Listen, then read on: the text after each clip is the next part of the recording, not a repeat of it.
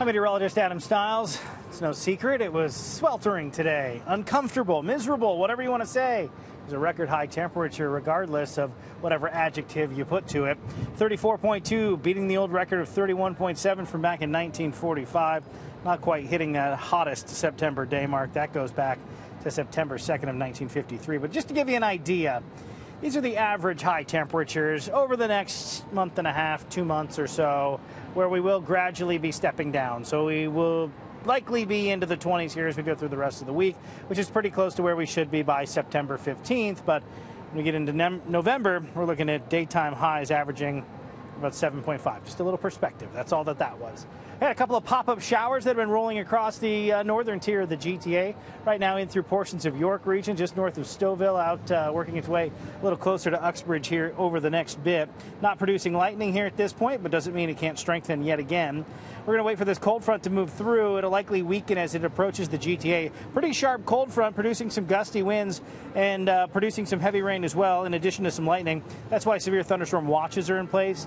I don't think they'll become warnings for us here in Toronto, but there is a big difference temperature-wise between in front of the cold front, 32 here in Toronto, 31 in Windsor, 19 in Sudbury, and then it's the lower 20s out toward Thunder Bay. So tomorrow will be our transition day. Then we're going to get into some of that cooler air. Temperatures will be near 21. There's a chance of a spotty shower in the morning. Not going to be widespread. Not everybody's going to be impacted by that. Cloud cover, though, is going to stick around. That cooler northwest wind settling in. By midday, we're looking at temperatures that'll be about 23 degrees. And then as we head in toward the afternoon, we're looking at temperatures near 25. And that's cooler, relatively speaking. It's still above the seasonal mark.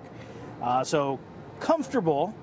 But then the overnight lows get a lot cooler as we head into Friday morning, Saturday morning, Sunday morning. Those are the ones where we're into the lower teens, lower double digits. 13 to 12 degrees is what we're expecting there for those mornings. So 25 in the forecast tomorrow. Nice fresh morning on Friday, starting out at 13, warming up to a high of 23.